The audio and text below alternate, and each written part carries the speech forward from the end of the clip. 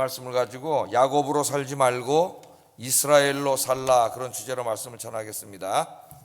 야곱으로 살지 말고 이스라엘로 살라. 하나님께서는 하나님의 자녀들인 우리들에게 복 주시기를 원하십니다. 여러분이 부모님들이시고 여러분 자녀들이 있잖아요. 그럼 자녀들이 잘 되기를 원하시죠? 또 좋은 거 있으면 누구 주세요? 누구 주려고 그래요? 자녀들 주려고 그러잖아요. 조금이라도 남겨서 자녀들 주고 싶은 마음이 부모 마음입니다. 하나님께서도 마찬가지세요. 자녀들인 우리에게 복 주시기를 원하십니다. 그러나 하나님께서는 우리에게 복 주시기 전에 우리들이 하나님의 복을 받기에 합당한 사람으로 변화되기를 원하세요. 우리는 복을 받기를 간절히 원하잖아요. 하나님도 마찬가지입니다. 우리에게 복을 주시기를 원하는데 하나님 그것보다 더 우리에게 원하시는 게 뭐냐면은 하나님의 복을 받아 살기에 합당한 사람으로 변화되는 거예요. 변화. 그러니까 우리는 하나님의 복을 받기를 간절히 원하고 하나님은 뭘 원하세요? 우리가 변화되기를 원하세요. 새 사람으로 변화되기를 원하십니다. 자, 오늘 이 말씀은 이제 야곱이 야복 강가에서 기도하다가 이스라엘이라는 새 이름을 받는 그 인생에 있어서는 굉장히 그 전환점이 되는 오늘 중요한 그런 사건입니다.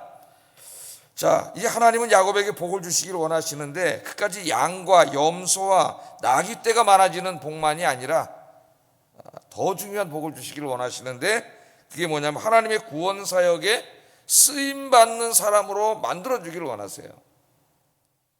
정말 우리 인생의 중요한 복이 뭐냐면은 이 땅에 있는 것들을 뭐 어느 정도 얼마나 더 많이 내가 누리느냐 하는 것이 아닙니다. 물론 그것도 하나님이 주시는 복이지만은 더 궁극적이고 중요한 것은 뭐냐면은 하나님께 인정받아서 하나님의 일에 쓰임 받는 사람이 되는 거죠.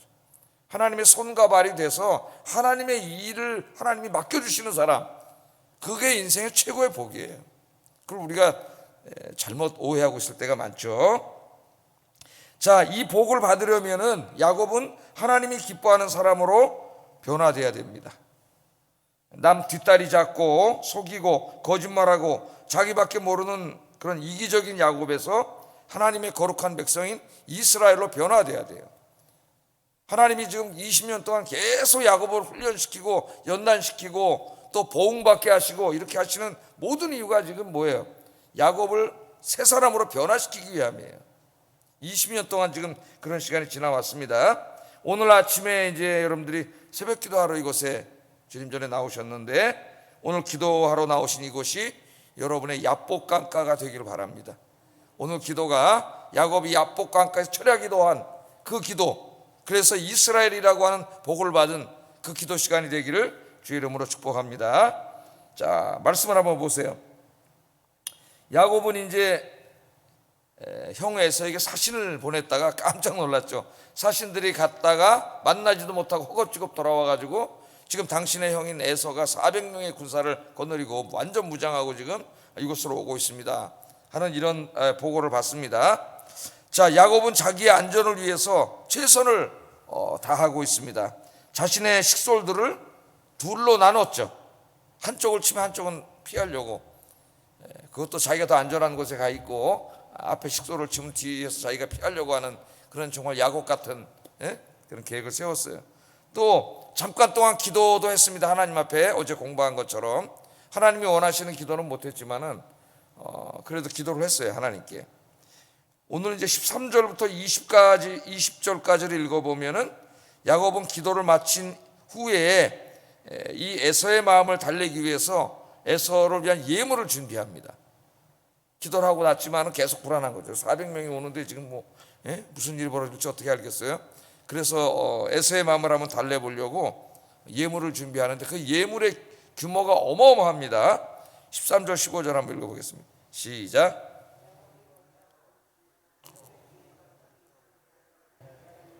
암염소가 200이요 수염소가 20이요 암양이 200이요 수양이 20이요 전나는 낙타 30과 그 새끼요 암소가 40이요 황소가 10이요 암나귀가 20이요 그 새끼 나귀가 10이라.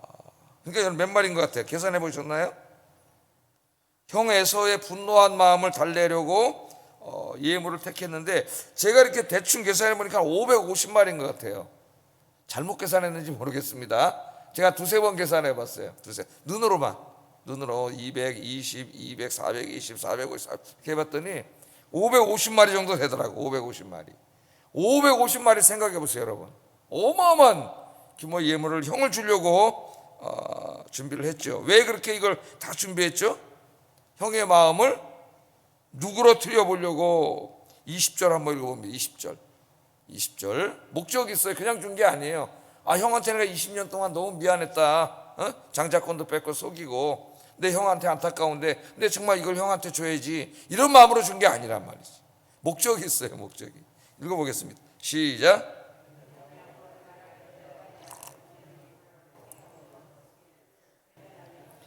형이 혹시 나를 받아주리라 함이었더라. 그러니까 형에 대한 미안한 마음이나 자기가 그걸 뺏었잖아요. 그래서 내가 이거 정말 형한테 주고 싶다, 이건 형 거야, 그런 마음으로 줬으면 얼마나 좋았을까.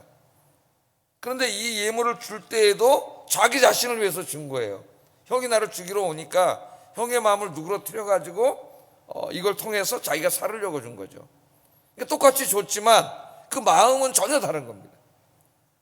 우리가 이제 그 도덕 철학자로 유명한 칸트라고 하는 사람의 도덕 철학 읽어보면은 우리는 정언명법대로 살아야 된다, 그런 말을 했습니다. 제가 한번 고린도전서 강의할 때도 잠깐 말씀을 드렸는데, 그 중에 하나가 뭐냐면 그 윤리학의 핵심이 뭐냐, 인간을 수단으로 삼으면 안 되고 인간을 목적으로 삼아야 된다 그랬어. 그러니까 하나님 믿지 않는 사람, 불가지론자인데 인간을 굉장히 위대한 거예요. 인간을 수단으로 삼으면 안 되고 목적으로 삼아야 된다는 거죠. 왜 목적으로 삼아야 되느냐? 인간의 이성을 가진 존재이기 때문에 인간은 나를 위해서 이용하려거나 나의 어떤 목적을 이루기 위한 수단으로 삼으면 절대 안 된다는 거예요. 이성을 가진 인간으로서 그 자체를 존중하고 존엄하게 돼야 된다는 겁니다. 만남 자체가 목적이고 내가 저 사람과 만남을 통해서 내 뭔가 이득이 있을 거야, 그렇게 하면 안 된다는 거예요. 그냥 그 사람 자체가 중요한 거죠. 자체가 사람을 목적으로 삼아야 된다, 그렇게 얘기를 했습니다. 굉장히 훌륭한 것이라고 그렇게 생각을 해요. 거기서 이제 인권이 나오고 그러는데 저는 거기에 동의를 하고요. 그러나 인간이 이성을 가진 존재이기 때문에 인간 자체를 목적으로 삼아야 되는 게 아니라 인간은 하나님의 형상으로 지원받았기 때문이죠. 하나님의 형상으로 지원받았기 때문에 모든 인간은 고귀한 존재예요. 그 사람이 어디에 살고 있든지, 어떤 피부 색깔을 가지고 있든지, 어떤 언어를 사용하든지, 경제적으로 어떤 위치에 있든지, 공부를 어떻게 했든지, 그것과 아무 관계없이 인간은 그 자체로 하나님의 형상으로 지원받았기 때문에 매우 소중하고 존귀한 존재다. 그래서 거기서 기독교 인권이 나오는 거예요. 그래서 어떤 정부가 자기의 정권을 유지하기 위해서 사람을 잡아다가 고문하고 없는 죄를 뒤집어 씌워서 감옥에 집어넣고, 이런 건 하나님의 인권을 유린하는 큰 죄악을 짓는 거예요. 그런 정부는 망하게 돼요. 자, 여기도 오늘 보면은 만약에 인간 자체를 목적으로 삼았다면은 어떻게 되겠어요? 그 미안한 마음으로 이 형을 줘야 됐다는 마음으로 줄 텐데, 이걸 주는 그 순간까지도 에서에 대한 마음은 없고 저 마음을 누그러뜨려서 자기가 살려고 하는 수단으로, 형을 수단으로 삼는 거죠. 자기 안위의 수단으로 삼으려고 그렇게 주고 있는 것이 안타까운 마음입니다. 그러니까 아직 완전히 변화되지 못한 이제 야복강가의 사건이 있기까지는 계속 야곱은 모든 일을 함에 있어서 그 중심이 누구예요? 자기예요. 자기밖에 모르는 사람이에요. 모든 게 자기 위주고, 자기 이익 위주고, 자기 안전 위주고, 이 식솔들 그룹을 나눌 때도 다 자기만 제일 안전한 곳에 가 있고, 그러니까 어떻게 보면 가장 아버지로서 어때요? 아버지로서 제일 위험한 곳에 자기가 가 있어야 되는데 이런 사람이에요. 이 사람은 회피하고 그런 사람입니다. 자, 어쨌든 치밀하게 준비를 해가지고 이제 다 보냈어요. 그래서 이제 형한테 보낼 선물을 보낸 후에 오늘 성경 21절에 보면은 야복강가에서 하루를 경야했다 그랬습니다. 건너가지 않고 선물만 먼저 보내고 야복강가에서 이제 하루를 경야했어요. 그러나 그날 밤에 야곱은 잠을 이룰 수가 없었습니다. 400명이 지금 죽이러 오는데 잠을 잘 수가 없죠. 잠을 이룰 수가 없었어요. 야곱은 모든 수단과 방법을 다 강구했지만 여전히 두렵고 불안했습니다. 그래서 그날 잠을 못 자고 밤중에 일어납니다. 오늘 성경을 보면 밤중에 일어나가지고 모든 가족을 다 깨워요. 두 아내와 여종과 11아들을 다 깨워서 야복 강가를 건네. 밤중에 아무도 모르는, 볼 수 없는 시간에 다 건네는 얘기가 나오고, 자기 혼자 이제 도로 건너와서 홀로 남게 됩니다. 21절 23절 한번 읽어보겠습니다. 시작.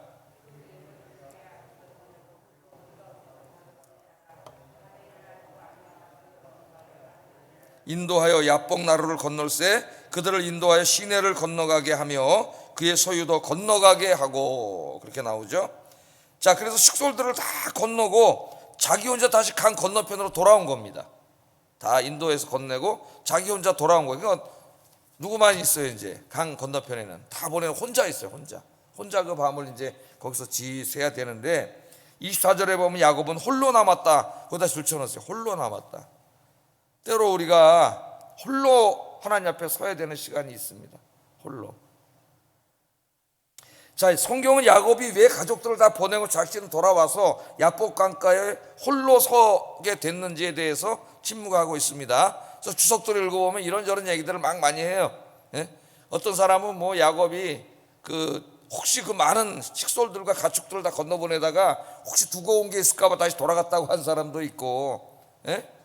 뭐 자기 혼자 안전을 위해서 저쪽을 치면 자기 혼자 이쪽 강가에다 도망가려고 했다는 사람도 있고, 뭐 내용이 없기 때문에 뭐 상상의 나래를 펴서 주석들이 쓰고 있지만은, 나 이런 모든 해석은 전체 문맥을 보지 않은 해석이에요. 전체 문맥 속에서 보면은 야곱이 왜 혼자 남았느냐, 하나님과 독대하기 위해서 남았음이 틀림없습니다. 여기서 이제 야곱이 우리로 말하면 철야기도라는 거죠. 하나님 앞에. 자, 야곱이 이제 홀로 남았어요. 20년 동안 정말 바쁘게 살아왔습니다. 우리가 쭉 야곱을 공부해 왔지만 자신의 힘으로 성공해 보려고 정말 몸부림쳤죠. 우리처럼 할 수 있는 수단과 방법을 다 동원해서 했습니다. 그래서 어느 정도 성취도 이루었어요. 가끔씩 힘들 때는 기도도 했습니다. 그러나 야곱은 지금 죽음의 중년에 있습니다. 죽음에. 자신의 모든 수고와 노력이 한순간에 끝날 수도 있는 그런 순간에 직면해 있습니다. 그래서 야곱은 그날 밤 밤중에 곰곰이 생각하다가 모든 식솔들을 다 건너보내고 혼자 남은 거죠. 하나님 앞에 혼자 남아서 내가 오늘 밤새도록 기도해야 되겠다. 왜 혼자 남았어요?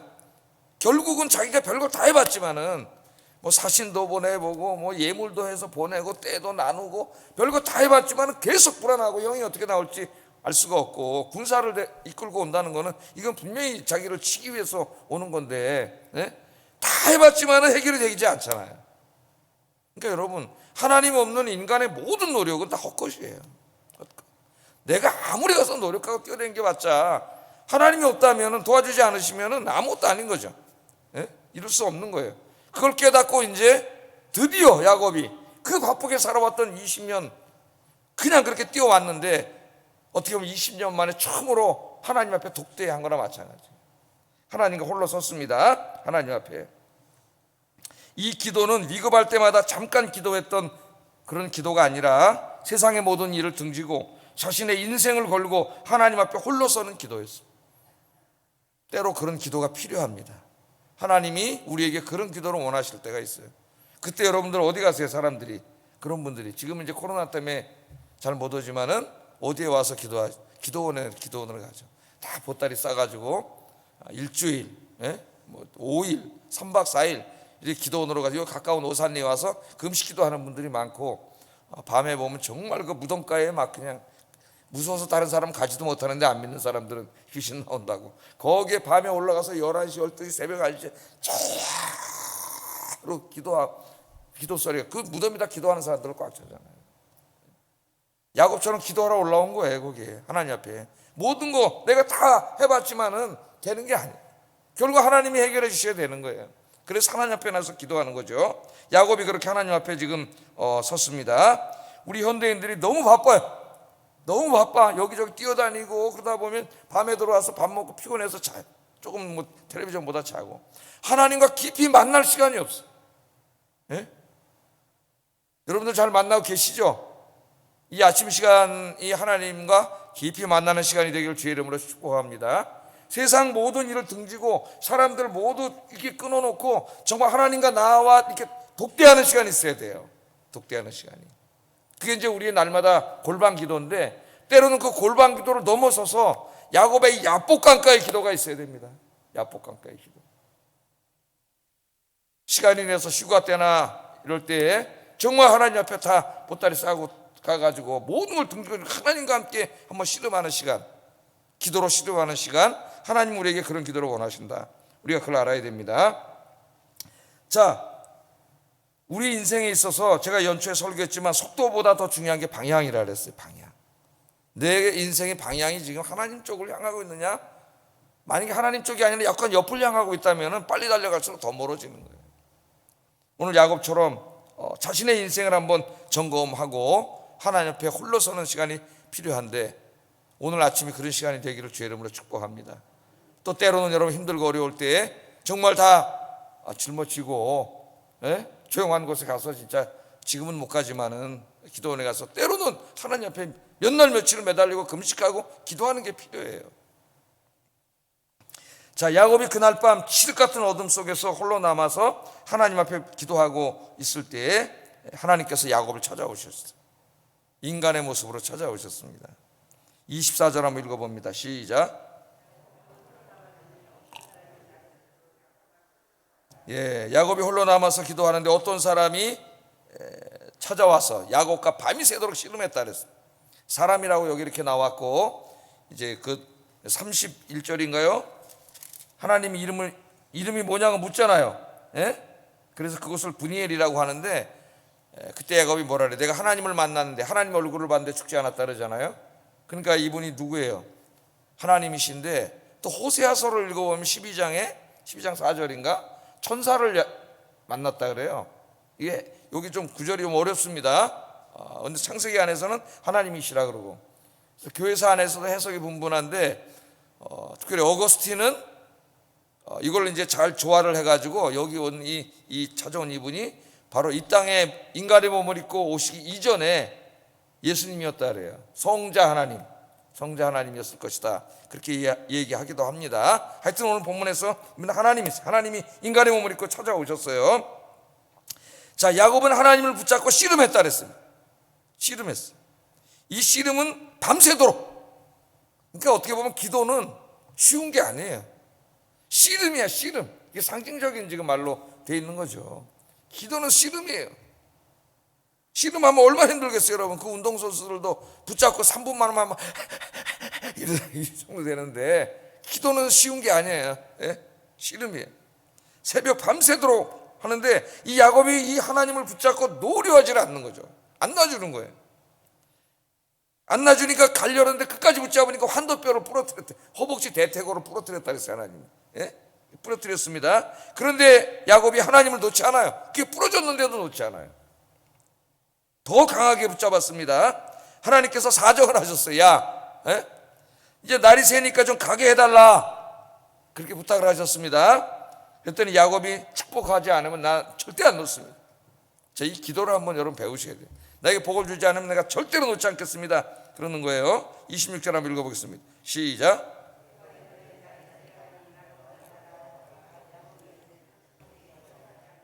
가게하지 않겠습니다. 환도뼈가 부러졌잖아요, 지금 이게. 이쪽 부러졌잖아요. 근데 난 죽어도 안 놓겠다는 거예요. 나 좀 날이 새니까 이제 가자 그랬더니 안 된다는 거예요. 나에게 축복하지 않으면 나 보내줄 수 없습니다. 간절히 막 이렇게 끝까지 물고 하나님 붙잡고 이렇게 기도를 하고 있습니다. 자, 야곱이 복을 달라, 축복을 주지 않으면 난 절대 안 놓겠다 그러니까 하나님이 이제 대화를 하시는데, 그럼 네 이름이 뭐냐? 그렇게 물어봐요. 네 이름이 뭐냐? 27절에 나오죠. 네 이름이 뭐냐? 그렇게 말하고, 나에게 축복하지 않으면 내가 절대로 놓지 않겠습니다 그랬더니 네 이름이 뭐냐? 그랬더니 야곱이 뭐라 그래요? 야곱입니다. 이 짧은 대화 속에 굉장히 중요한 진리가 있어요. 하나님께서 야곱의 이름을 모르실까요? 그건 말이 안 되는 거죠. 야곱의 이름을 모르셔서 물어보는 게 아닙니다. 하나님은 그 사람이 야곱인지 너무나 잘 알고 있어요. 이 질문은 하나님께서 이름을 물어보는 게 아니라 야곱 스스로에게 자신이 누구인가를 되돌아보도록 하시는 거예요. 하나님께서는 야곱에게 네가 어떤 사람이냐 그렇게 묻고 있습니다. 네가 어떤 사람이냐? 나에게 복을 달라 그러는데 과연 네가 복을 받을 만한 사람이냐? 그걸 물어보고 있는 거예요. 야곱은 하나님의 질문에 내 이름은 야곱입니다, 그렇게 대답을 했습니다. 이것은 단지 자신의 이름 석자를 밝히고 있는 게 아닙니다. 야곱은 자신이 누구인가를 고백하는 거예요. 하나님 앞에 내가 야곱처럼 살아왔습니다, 이렇게 얘기하고 있는 거예요. 하나님의 질문을 들으면서 야곱은 자신이 누구인가를 깨닫게 되었습니다. 자신은 야곱이었어요. 야곱으로 살아왔습니다. 야곱은 속이다, 거짓말하다, 나 뒷발꿈치 잡다, 형보다 먼저 나오려고 자기가 발뒤꿈치 잡고 나왔다 그러잖아요. 그런 뜻이에요. 걸어가신 하나님을 만났을 때 야곱은 자신이 야곱임을 깨달았습니다. 성공과 출세를 위하여 형을 속이고 아버지도 속이고 외삼촌도 속이고 심지어는 하나님도 속였던 사기꾼이요 도적임을 자기가 깨닫게 된 거예요. 내가 야곱입니다 하는 고백 속에는 이 모든 내용이 담겨 있는 거예요. 야곱은 지금까지 살아오면서 자기가 야곱이라는 사실을 몰랐습니다. 자기가 거짓말쟁이요 사기꾼이요 도적이라는 것을 생각해 본 적이 없어요. 자기는 항상 옳았고 다른 사람은 다 틀렸다고 생각했습니다. 이런 사람들의 특징이 그래요. 자기는 항상 옳았고 다 옳아, 자기는. 다른 사람이 다 틀렸다고 얘기해요. 자기가 당한 것에 대해서는 언성을 높이고 항변을 하지만 자기가 한 일에 대해서는 함구합니다. 하나님께서 왜 야곱이 축복해달라고 기도했을 때 네 이름이 뭐냐고 그렇게 질문을 합니까? 야곱이라는 이름으로는 하나님의 복을 받을 수 없기 때문입니다. 야곱이 하나님의 진정한 복을 받기를 원한다면 그는 더 이상 야곱으로 살아서는 안 된다. 지금처럼 네가 살아가지고 네가 복을 달라고 나한테 기도하는데 네가 이제까지 야곱으로 살아왔고 또 그렇게 살 것이면은 복을 달라는 기도를 해봤자 소용이 없는 거죠.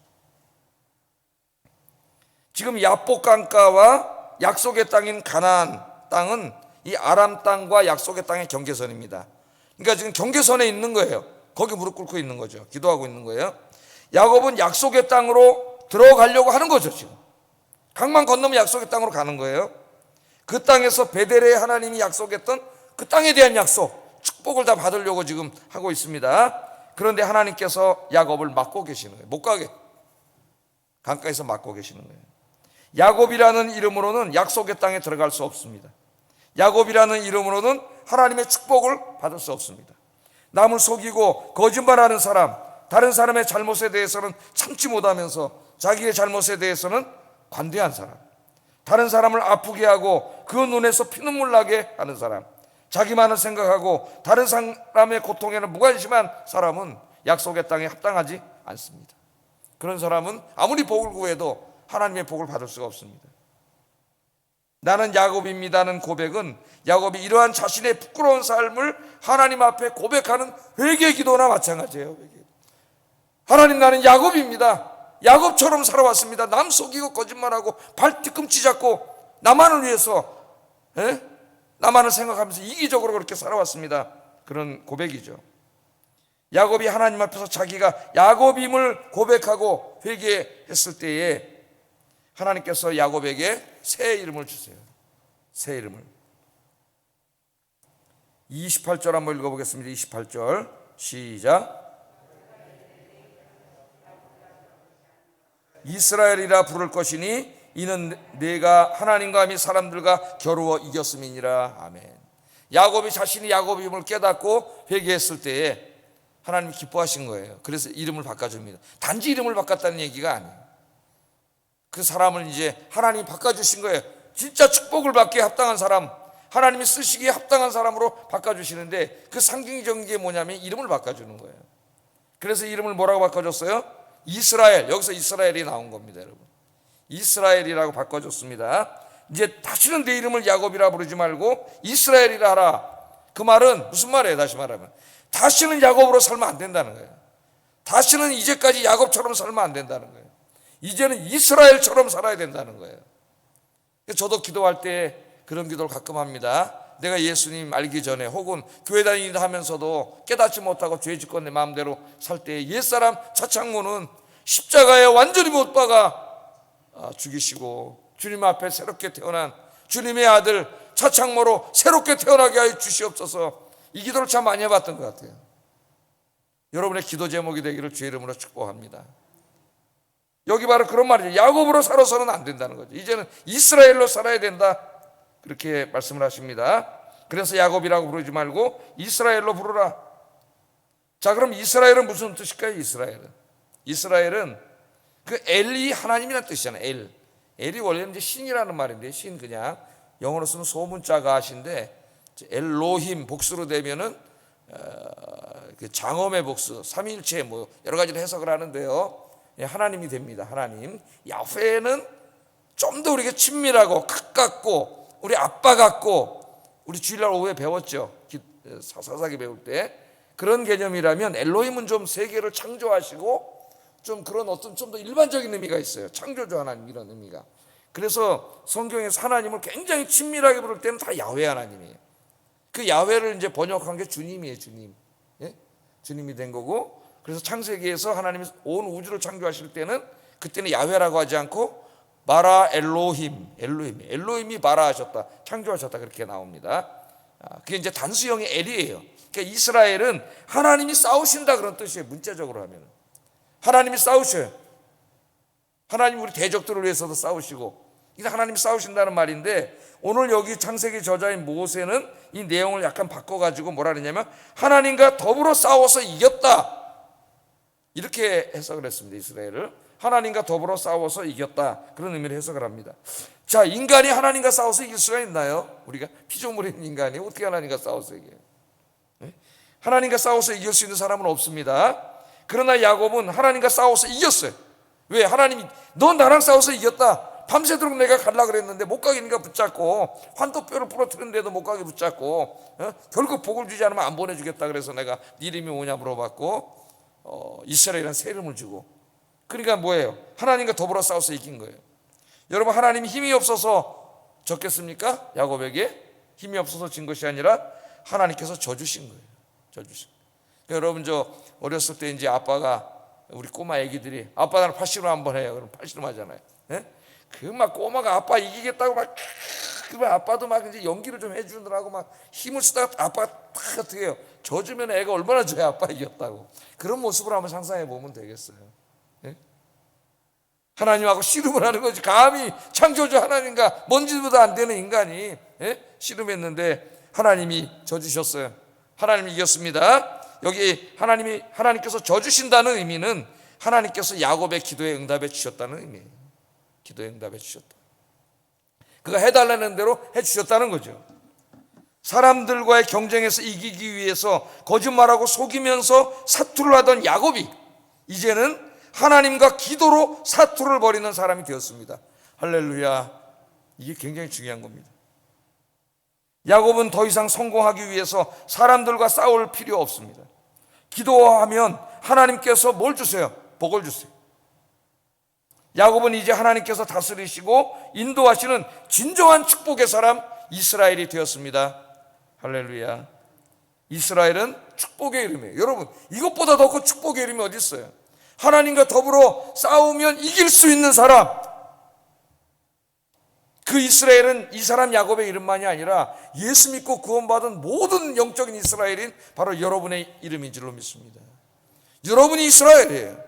위대한 이름, 축복의 이름을 받았습니다. 우리는 창조주 하나님과 씨름해서 이길 수 있는 사람이에요. 창조주 하나님과 씨름해서 이길 수 있는 사람. 하나님과 기도로 씨름하면 하나님이 우리의 말을 들으시고 우리 기도에 응답해 주시는 사람, 하나님의 복을 받는 사람, 하나님이 쓰시는 사람, 이스라엘로 하나님이 만들어 주신 줄로 믿습니다. 그런데 오늘 이 이스라엘은 한 번에 다 완성되는 게 아닙니다. 오늘 이 이스라엘이라는 이름을 받은 이 자리는 야곱의 인생을 바꾸어 놓는 터닝 포인트가 됐지만 이후에도 야곱은 약한 모습이 계속 나와요. 이제 우리가 공부하겠지만은. 그러니까 중요한 터닝 포인트가 된 거예요. 그러니까 이스라엘은 어느 날 하루아침에 기도했다고 다 완성되는 게 아니에요. 우리 삶 속에는 계속 야곱이 있습니다. 이 야곱의 부끄러운 모습을 날마다 십자가에 못 박아야 돼요. 기도와 말씀으로 날마다 십자가에 못 박고 야곱은 자꾸 죽이고 하나님이 주신 축복의 사람 이스라엘이 우리 안에서 자꾸 살아나야 돼요. 예? 암세포 병원에 가면 다 수술해서 떼내면은 거기에 이제 약물로 치료하면 어떻게 돼요? 새로운 세포가 막 솟아나듯이, 예? 이 영적인 암세포인 야곱의 근성이 우리 안에 뼛속 깊이 다 석에 있어요. 저부터가 이게 막 불끈불끈 나와요. 예? 기도하지 않으면 이 인간적인 야곱의 모습이 막 튀어나와요. 이걸 날마다 기도로 죽여야 돼. 그래서 점점 더 어떻게 돼요? 여러분 안에 이스라엘이라는 이 건강한 영적인 세포가 여러분의 전 몸으로 자꾸 확 퍼져나가. 그래서 사도 바울이 뭐라 그랬어요? 나는 날마다 죽노라 그랬고 너희의 옛사람을 날마다 십자가에 못 박으라 그랬잖아. 옛사람이 뭐예요? 야곱이잖아요. 야곱. 우리 안에 있는 야곱. 이걸 날마다 십자가에 못 박고 우리 안에서 하나님의 형상인 이스라엘이 날마다 살아나시는 여러분 되기를 주의 이름으로 축복합니다. 그게 기도 제목이 돼야 돼요. 그것을 우리가 뭐라 그래요? 신학에서는 성화라 그래요. 성화. 여러분의 날마다 기도 시간이 야곱을 죽이고 날마다 야곱을 털어내고 이스라엘로 변화되는 시간이 되기를 주의 이름으로 축복합니다. 기도하겠습니다.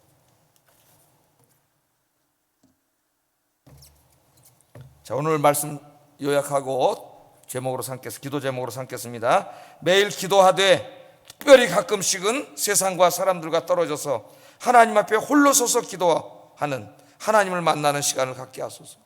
언제라도 좋습니다. 어디라도 좋습니다. 깊이 하나님을 만나는 시간. 오늘 이 시간이라도 좋습니다. 두 번째, 내 삶의 뼛속 깊숙이 박혀있는 야곱의 잔재를 청산하고 하나님과 기도로 씨름하는 이스라엘의 삶을 살게 하소서. 기도하겠습니다.